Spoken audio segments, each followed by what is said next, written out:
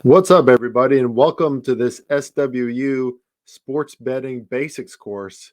I'm very happy to be here with all of you to go over this brief course. Shouldn't last too long, probably under 30 minutes, but just to go over some of these key terms and key concepts that everybody should understand before they partake in the great gambling experience of sports betting. Here at Sports Wagering University, we're here to teach you guys how to bet like the pros, how to approach it the right way so that you can win money long term and really understand what's going on behind the lines, behind the sports books. So my name is Chris Farley. I have been on this scene for quite some time. I'll get into my bio here in a second, but it's a pleasure having you here with SWU. And let's move on to these slides. My dress shirt is looking a little too wrinkly anyway, so we will do that. And welcome to the Sports Wagering U Basics course. Okay, so a little bit about me, guys. Been in this industry for over a decade now. Some of my accomplishments are listed there. Had a good year in the NFL, placed fifth in the circuit contest. I've been having plenty of good years in NBA handicapping, host of Laying the Points podcast, contributor at the Odds Breakers and Bet US, yada, yada. The most important thing is I have a huge passion for sports betting. I love doing this. I love talking about it. I love teaching it. So hopefully you enjoy this course and you understand more about this glorious world that we are in. Moving on to the next slide. So believe it or not, sports betting did start, well, most of you might know this actually, but sports betting started with horse racing, right? As early as the 1600s in the UK, they started betting, wagering on horses and where they will place. And that's kind of what started it all. Then, of course, horse racing stayed its course, right? People just kept on betting on horse racing. And then sports betting as a more prominent industry started gaining some steam in the early 19th and 20th centuries. Now, as we know it today, it is getting more and more and more popular. States becoming legalized across the United States. So sports betting is here and it's here to stay. And let's get to the initial slides about the concept itself. So what is a betting line? Probably one of the more common questions that's asked for a new sports bettor, like the pluses, the minuses, right? Like, what is it all about? Well, I'm not going to always read verbatim in these slides, but I'll go over some of the key concepts and then expand on them. So if a team has that minus next to their name, so let's say the Eagles -3, right? That means that they're the favorite. So that's saying that the Eagles need to win by more than 3 points for you to win that wager if you bet on the Eagles -3. If a team has a plus sign designated by their team name or by the athlete's name, if it's fighting or tennis, then that team or person is the underdog. So if you were to bet on the Eagles +3, that means that the Eagles either need to win or lose by less than 3 points to win that bet. So the Rams, as example, they were 4-point favorites in the 2022 Super Bowl, right? They were -4 in that one. Now, if it says that it's even, it means neither team is favored. It means it's a pick 'em, which is another concept or another term that we'll cover later. But usually there are favorites, there are underdogs, and that's really the most basic thing that you can know about sports betting. This next slide expands on that a little bit too. What's a favorite? What is an underdog? Well, we just told you, right? The favorite is the team that is supposed to win the game, but they're supposed to win the game by a certain number of points. So if they have that minus sign next to their team name or next to the player, then they are the favorite. If they have the plus sign, then they're the underdog.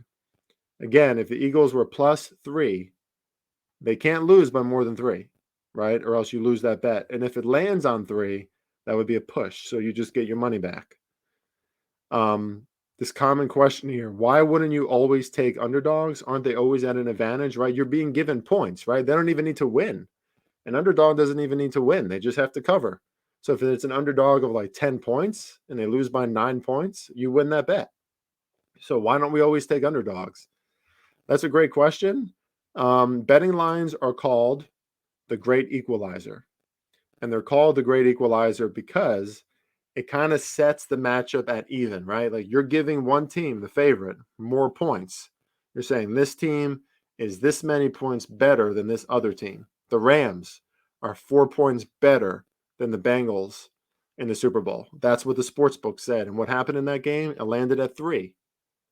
So which side would you have won on if you bet on the Super Bowl side? You would have won on the Bengals, right? Because they only lost by 3 points, not 4 points. Okay, so dogs are not always at the advantage because that's, the line is set as that great equalizer so that everybody bets on both sides of that line. And they are very highly scrutinized, um, rigorously scrutinized by the sports books and by those who set those lines, which are commonly called bookmakers. Okay, now what are totals bets? A total bet is a wager on the points scored in a game by both teams. So if the teams score more than that set total, the over is going to hit, right? So if you bet on the over, then that would hit.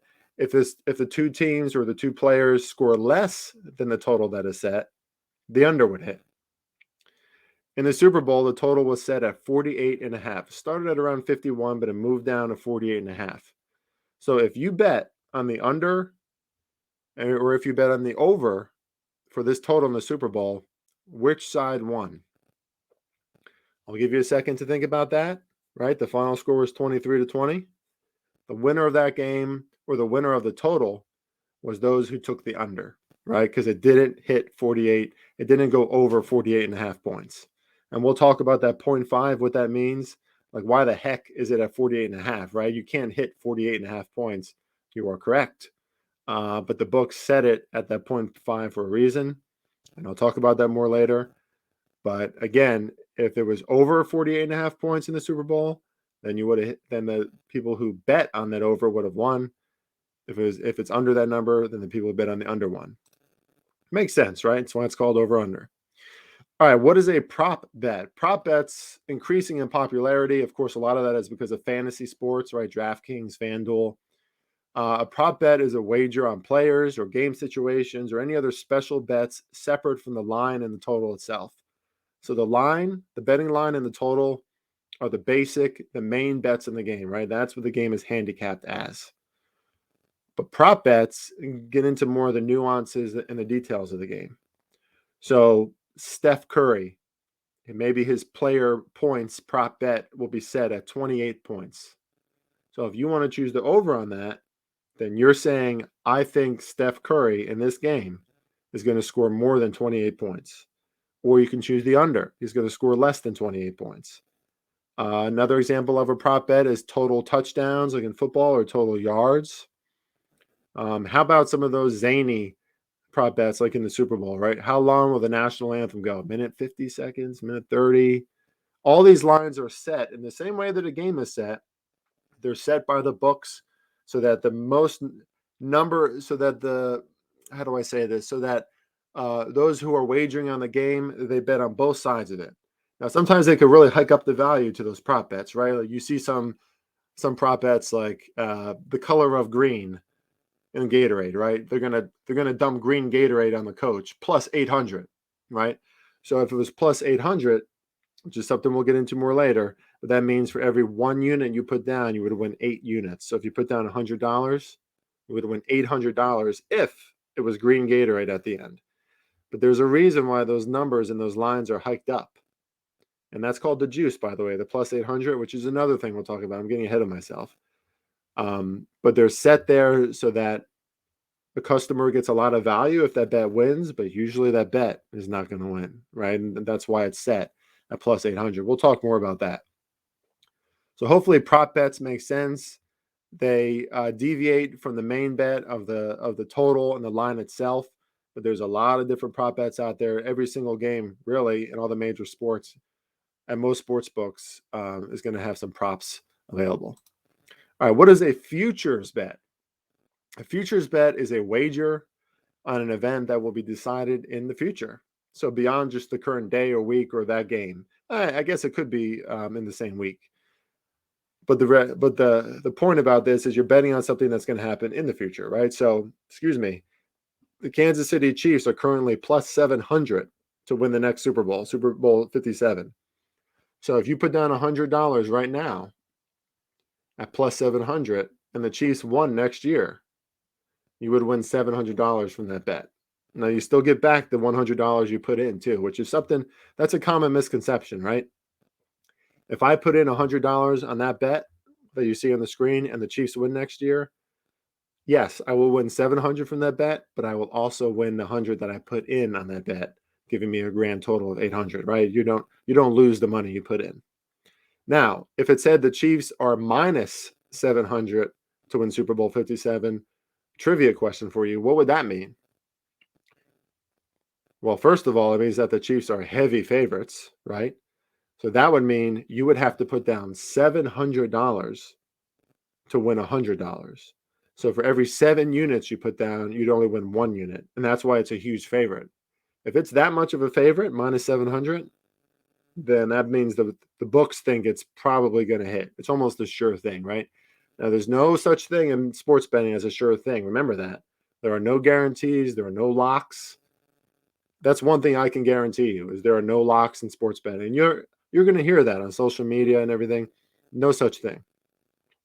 But if something is if a team is that big of a favorite, minus 700, that means that they're a huge favorite, and you're not going to get a lot back for your money if you put down that bet. All right, moving on. What is a parlay? Ooh, parlays are pretty popular today, right? You always hear sports books talking about the parlays that you should bet, or these like 10-team parlays that they put in and they hit. There's a reason why sports books do that, first of all, and we'll get to that in the next slide. But a parlay is a wager that's combining 2 or more separate outcomes where both chosen outcomes must occur. So it says 2 here, but it's really 2 or more. So an example here, just a random example, if you were parlaying the Celtics and the Bucks to win on the same night in the NBA, that 1 unit would win 2.57 units. So as you can see, you're winning more because you parlayed that, right? Like if you just bet on the Celtics 1 unit to cover their spread, then you would get, I don't know, maybe 0.9 units back. But by parlaying these 2 teams together, if they both win, based on the juice in these lines, you would get 2.57 units. Now, that's very enticing, right? Like tonight, if there's college basketball that I like, which I don't know when you're watching this video, but maybe it's the middle of college basketball season, and you want to bet on 3 different teams to win, you could put down $100 and that could win. Who knows? I mean, based on the line, you could win over $1,000. Right? So that's really enticing to do. But there's a reason why you can win $1,000. Let me move on to the next slide for this. You have to be cautious with parlays. Okay, long term, it's just a fact. I'm not going to get into all the data, but long term, you will not win money if you bet parlays frequently. Just won't happen. And this is particularly true if the parlays are not correlated. So what do I mean by that? Well, if I like the Rams, let's just talk about the last Super Bowl that I saw, the Rams and the Bengals.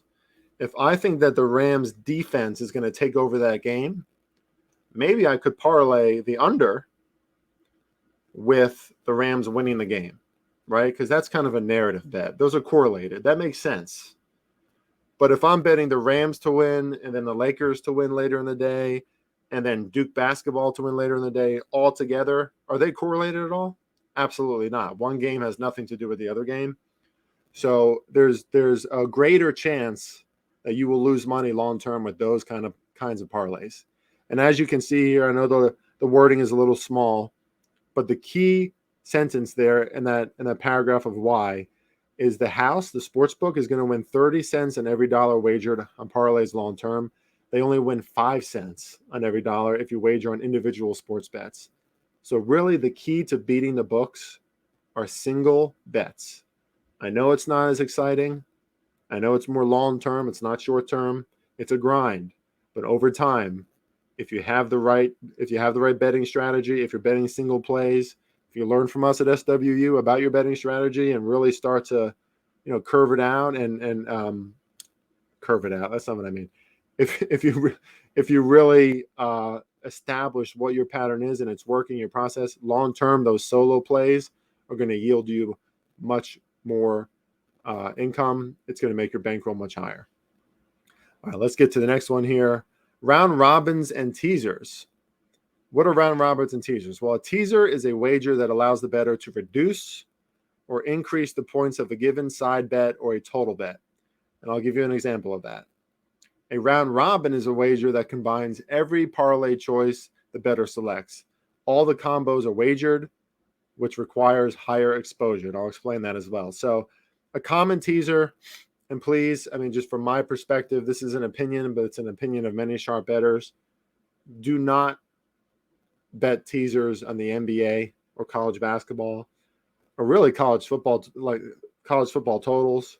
There's some sports you just don't want to do it because there's not enough value there. You're not really getting enough for your bet. But a good example is a 7-point NFL teaser, right? So I've been using the Eagles a lot in these examples. I'm not sure why. I'm a Giants fan. I don't like the Eagles. But the Eagles are 7-point favorites against the Giants, and the total is 46. So, again, a game narrative bet, right? Maybe it makes sense to tease this game. If you think that the Eagles are going to win this game, no doubt about it. I mean, 7 points is a lot of points in the NFL. So if you think the Eagles are definitely going to win this game and you think their defense is going to take over, then maybe you tease the line from 7 down to 0, right? So you can tease generally 6 to 7 points on NFL teasers. Some books let you do as much as 10. But if you want to tease 7 points, then you'll take that down to 0. So the Eagles just have to win. It goes down from -7 to 0. And then you can tease the total up so that the total is at 53 instead of 46. So stay with me here. If you think the under is going to hit in this game, it's more likely that it's going to hit under 53 than under 46, right? Because the variance of the NFL and referees and everything that happens, it just gives you a better chance of winning. Now, unlike a parlay, which you'll get more money if you bet 1 unit on a parlay if you win it, a teaser, you're going to get less money because the book is giving you value by giving you those points, right? Eagles only have to win in that situation that I explained, and the under only has to go under, or it has to go under 53, which is a much bigger number. So it would be easier for that to go under. Does that make sense? Maybe you think the Eagles' offense is going to explode and the Giants can score some points or whoever they're facing. So maybe you want to tease the total down to 39 so that the over more easily hits. So you would be teasing the Eagles and the over. Anyway, teasers can be very advantageous if you do it in the right spots. If you think a team's going to win, you can tease them all the way down. You can tease them over key numbers, which is something we'll get about in we'll talk about in future classes. But teasers can be advantageous. Just tread carefully because teasers, another popular thing in the betting world, everybody wants to tease everything. And if you're going about it the wrong way and just over teasing, we should say, maybe I could say, I don't know if that's going to lead you down the right path long term. Probably not. A round robin, on the other hand, it's like a parlay, but it combines all the different possibilities of your parlay bets. So let's look at this example. If you parlay the Eagles -7, or I'm sorry, if you have a round robin bet on the Eagles -7, Packers -4, 49ers +5, and Rams -2, those are 4 different options, right? 4 different things that you think are going to happen in that parlay, but you think one of those things could go wrong. So you want a round robin instead. So what a round robin does is in an example like that with 4 teams picked, that would give you 10 different options. So you would have to put down $5 on every parlay option, and that's going to parlay 2-team parlays for you, 3-team parlays for you, and 4-team parlays for you. Of course, the 4-team parlay will just happen once because it's those 4 choices that you made. The 3-team parlay will happen what? I'm not a math major, but a few times. And then, the 2 choices multiple times, you'll have about 10 options. Not about. If you have a 4-team selection, that'll give you 10 different options. And at $5 each, you'll end up paying $50 to bet this round robin. And every one of those bets that hit is going to pay you out. So hopefully that makes sense. Now, some of those bets, some of those parlay options may not hit, right? And that's a good thing about a round robin is some of the others do hit. So you're still going to make some money from it. The tough part about a round robin is you're going to have to put down exponentially more on the bet because like you're seeing here, you don't have to put down for every option, but if you want to maximize all the different wins you can get, maybe diversify your funds, and you put $5 on every bet. As you can tell, I'm not a big fan of round robins, and across the spectrum, they're usually not, according to most sharps, they're not that advantageous. It's a way for the books to get you to put in more money. I mean, really, that's what it is. All right, let's move on to slide 12. A live bet. What the heck is a live bet? Well, a live bet is exactly what it sounds like. It's a wager on a sporting event while it's occurring. So lines and totals will show great variance during the span of a contest, um, and you can really take advantage of those. Like, let's say the Lakers are favored by 5 points over the Clippers.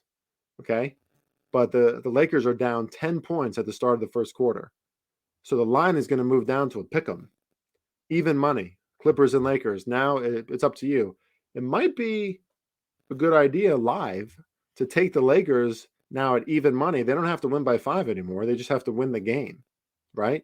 If you think they can still win the game, if it's at a, if things are trending in that direction, if that's where your numbers have it, that's where live bets can be really advantageous. Or look at this example: the score of the Mets Yankees game, 2-1 in the sixth inning, but you thought there was a good chance that there's going to be a lot more runs in this game. So right now the live total has moved down from 8 to 6.5. Do you take the over now? That's a more advantageous line, right? So these are the kind of things you can take advantage. Obviously, sixth inning, that game is moving slow, but maybe it's going to explode. Pitchers are getting tired. These are the things to think about when you're thinking about live wagering. Most books will have active live wagering that's just constantly shifting and moving. So getting the right number, as always, the most important thing in this in this industry of sports betting is getting the right number. Okay. Slide 13. Let me take a quick drink here because I am talking a lot. Quarter and half bets or period bets in the NHL, right? Or set bets or not set bets, but you can go game by game or set by set in tennis. You can go by two different halves in soccer. This is a bet on the quarter or period alone. And so it depends only on that span of time during the game. So in other words, see this example. If the Bengals are usually a team that adjusts and plays well in the third quarter, which they did in 2021, but you don't like them full game, so maybe you take them at plus 0.5 in the third quarter, which basically means they just have to win that quarter. And if they outscore their opponent in that 15-minute span in the third quarter, then you win that bet. So in other words, if the score at halftime is Rams 24, Bengals 7, but in the third quarter, the Bengals win the third quarter 10-3, right? So then the score would be 27 to what did I say? 24-7? It'd be 27-17, right? If the Bengals win the third quarter alone, like it's its own game itself, then you win that bet. Hopefully that makes sense. All right. What sports can I bet on? Well, as you can see there, pictured is Brock Lesnar, who I believe is with WWE still.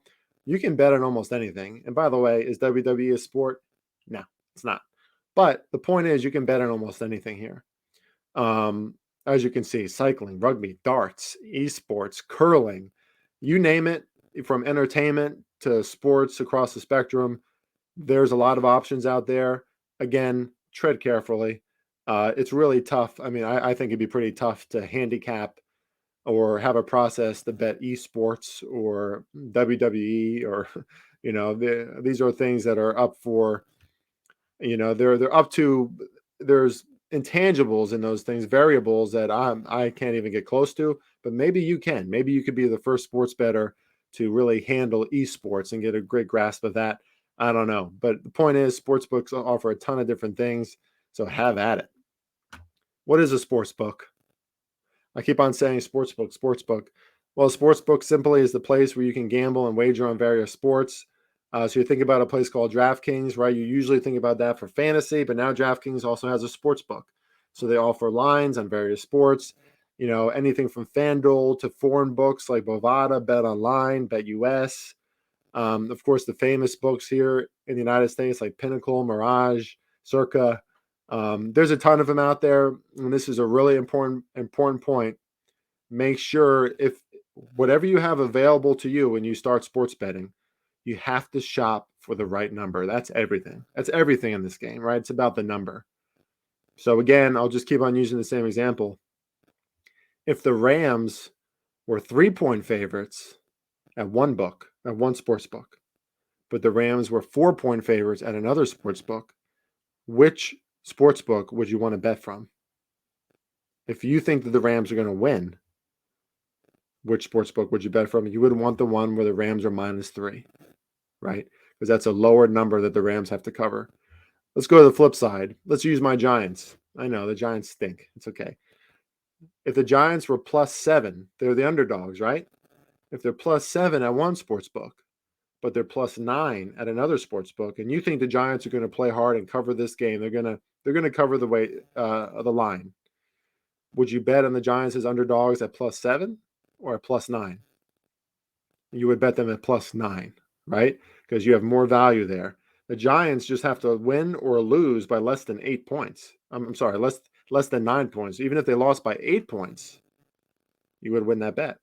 If you bet on the Giants +7 at the other book and they lose by 8, you lose that bet, right? So you should have shopped around. Usually most books kind of come together at the end and they're all very close to each other, but that early line value, especially in sports like the NFL, can be really beneficial. Okay. Sports books, just a reminder here, guys, the sports books are out there to win your money, period. Don't ever think the sports books don't love you and they don't love you winning money off of them. Absolutely not. The goal of the sports book is to win money. And let's get into what a VIG is. Short for vigorish. When you hear sports bettors talk about VIG, the VIG is what the sports book charges to place a bet. So if you bet on a team at that -110, you'll see it in parentheses next to the bet, then you would need to place $110 to win $100. That's always what it's based off of, is that $100 mark. So if it was -330, then how many dollars would you need to place to win $100 if it was -330? You'd have to put down 330, right? Now, if it was at +330, you could put down 100 and you would win 330, right? That's how it works. But the books are always going to charge the VIG or the vigorish because they're automatically winning a tiny bit of money there by taking a little sliver of yours to give you back. Remember, if you bet $110 to win $100, the books are going to grant you $100, right? You put in $110, right? So if you win that bet, fine. Then you're going to get back 210. If you don't win that bet, either way, the books already won because not only are they taking your 100, but they're taking that extra $10 on top of it. All right. Just to reemphasize this, something that a lot of people, this is a huge misconception. Where the books set the line is not necessarily where they think the number is going to fall. Okay. So if it's let's use a different team. If it's the 49ers against the Dolphins and the 49ers are 7-point favorites, that does not mean that the sportsbook thinks that game is going to land at 7, that the 49ers are going to win by 7 points. That does not necessarily mean that. The reason why they set that line at 7 is because based on the perceptions of sharp bettors and the public, that's where they think most people will bet on both sides of that line, 50% on each side, right? So 50% of people are going to take the -7, 50% of people are going to take the +7. That's what they think. And lines move if too much money comes in on one side because they want it to get it as close to equal as possible. Because the closer to equal it is, the more money they win. And that's a lot based off of vigorish and other fees that they charge. Hopefully that makes sense. We'll get into more of these things when we really break down some of the other sports. And what is line movement, right? I just talked about it. Related to how many points and how much money is placed on those bets, lines typically move once they're released right up until game time. So on a Monday, after all the NFL games on a Sunday, it might be, excuse me, as I burp during a live class. I'm human, guys. I'm a teacher, I'm a professor of sports betting, but I'm human. If the Washington Commanders are -3 on a Monday, maybe by Friday they're -6. Why?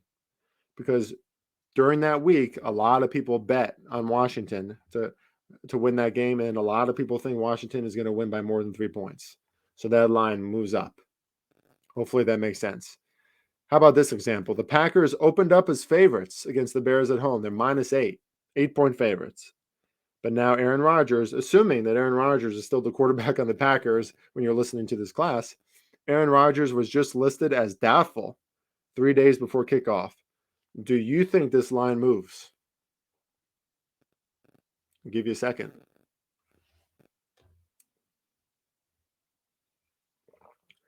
Yes, that line would move because a star player like Aaron Rodgers is really important to his team. So I'm guessing that line would probably move down to like 3, 4. He would be a huge line mover, right? Some of the best players in the NBA, same thing, right? LeBron James, if he's announced out of a game and the Lakers were favorites, assuming he's still on the Lakers when you're watching this, maybe they're not as much of a favorite anymore. Maybe they're not as big of a favorite anymore because he's out of the game. Okay. So line movement happens throughout the week for any number of different reasons. Sometimes it's the amount of money going into the sides. Sometimes it's other things happening around that game. Reverse line movement. Ooh, now we're getting into some deeper concepts here, but that's okay. I'm just going to touch on this and know that you'll learn more about this in future classes. So this is related to how many points and how much money is based on those bets. Remember, I was talking about that. If the sharps move in, sharp bettors, right? Pro bettors, if they move in and they put a ton of money on the line, that line can move, right? So this is when a line moves in the opposite direction of what it should, which to me is a huge red flag. I usually stay away from games like this. Here's an example. This is totally made up, by the way, but this is an example. The Packers opened as favorites, 8-point favorites against the Bears, like I said, at home, and 89% of the money is on Green Bay. Now, what is that telling you? If it's at -8 and 89% of the money is on Green Bay, don't you think that line should be moving up a little bit so that the books make more money? If it's not, something's kind of fishy here, right? Midway throughout the week, though, the line falls. Instead of climbing, because of all the bets in the Packers, the line actually falls to -5. That's wild. That's called reverse line movement. It doesn't make any sense, but sometimes, not all the time, but sometimes that's a signal that you might want to consider taking the other side. Like take whoever the underdog is in this game, and then in this instance, the Bears, because it doesn't make any sense. The books don't want to lose money, guys. Remember that. The books do not want to lose money. So if it's moving in the opposite direction of where all the money is going, that means that the books are doubling down and saying keep on betting that side because we really don't think it's going to hit. So that's just a really interesting thing that happens. You got to watch for that. There's some big instances of that in the NFL. Public versus sharp money. What's the difference? Well, if you use sites like Action Network, Vegas Insider, and there are others, you can see where the money is coming from, whether it's sharp money or public money. And sharp money is much more often the cause of line movement. If a bunch of professional bettors are coming in and betting on a line, it's probably going to move because they are the biggest line movers because they are the experts, right, of what's going to happen in that game. So if we see here, sharp money moves in quick on the Rams, favored by 2.5 points. The pros clearly think the Rams should be favored by more. And after that money moves in, it goes up to -4. The public can move the line sometimes too, if there's a tremendous amount of public bettors betting on the side, but it's less likely than the sharps. All right, intangibles. Just going to touch upon this because we're going over 30 minutes here. So I'm violating that already, but hopefully you're paying attention and learning things here. Just some intangibles and other factors in sports betting. There's a ton of things to think about in sports betting. We'll get into all those things in the other classes, but here's some big ones. Off of a big win or a loss, you got to think about that when a team's coming into a game. What about rivalries? What about strength of schedule, right? If a team has faced a really tough strength of schedule or against really tough teams, and they're facing a team with a better record that has kind of a crappy strength of schedule, maybe it's not lined appropriately. Maybe the favorite should be less of a favorite because their strength of schedule wasn't that impressive, right? Any kind of outside motivation or outside distractions or insular distractions on a team, like we've seen that famously with the Nets of the past and the Big Three, and they always getting injured, right? Again, this is 2022 when I'm recording this, so maybe the Nets are no more as of now. But injuries, got to look at injuries, especially in the pro sports, major sports. One player can really, really make a difference in who wins that game or who scores more points or less points. Intangibles like leadership, motivation, home court advantage, home field advantage.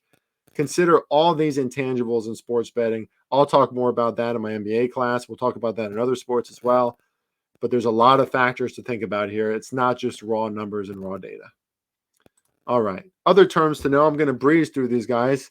Closing line is where the betting line settles when the contest begins. So that line may move throughout the week, but whatever the final line is, right before tip-off or kickoff or the puck drop or the first serve in the tennis game, that's the closing line.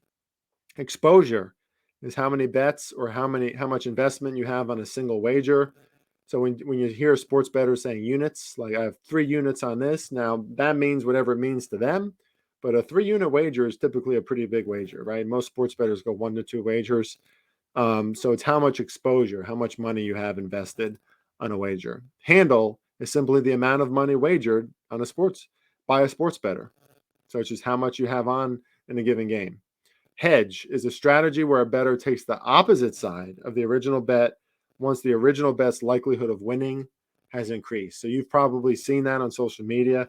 Some guy or some gal will have a 10-team parlay and it's about to hit for like 150 grand, right? All they need is one team left.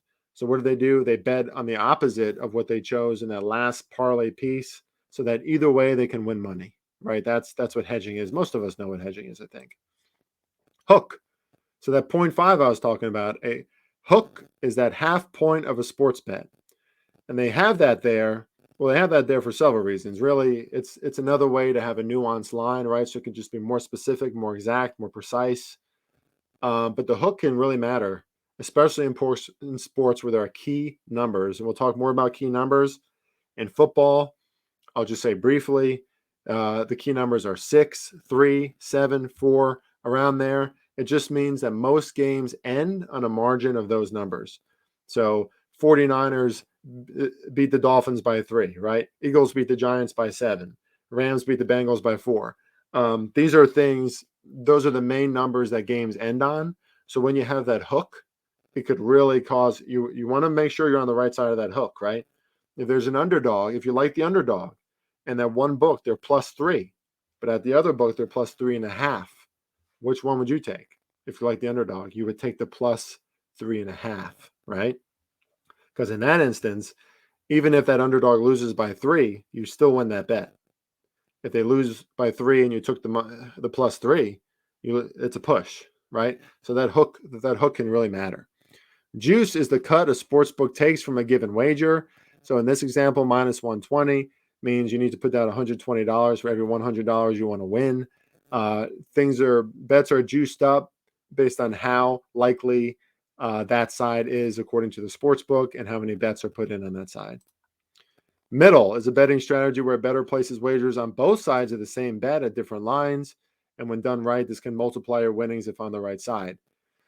So again, in other words, maybe you bet on the underdog at +3. But now maybe on Monday you bet +3. But now on Friday, it's +6.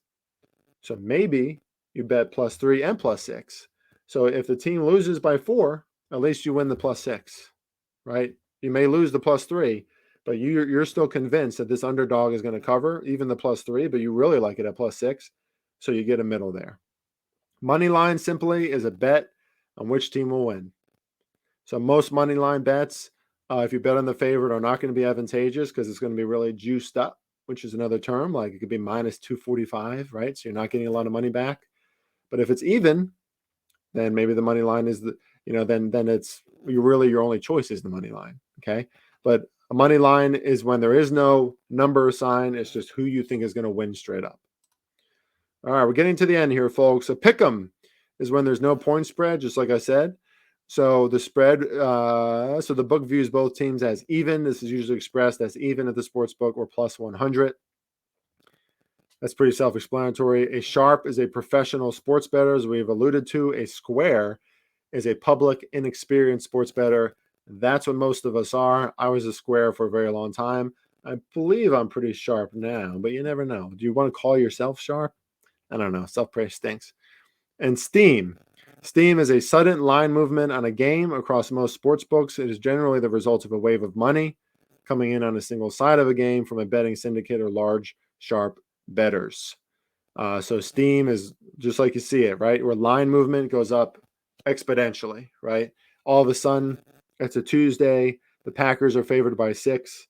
It's a Thursday, and now all of a sudden they're favored by 11. Like, what happened, right? Who's injured? What's going on here?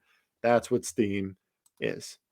And with that, I went way over the time that I thought, but I get excited about sports betting. Hopefully, I got you excited about sports betting.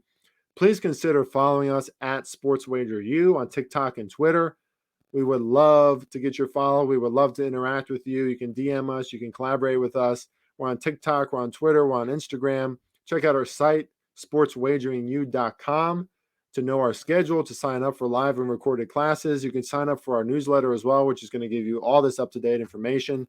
Thank you so much, guys, for allowing me to teach you some of the basics of sports betting. It's my pleasure. I clearly love talking about sports betting because I went on way too long. Follow at SportsWagerU guys across all social media, and we will see you soon at our next class.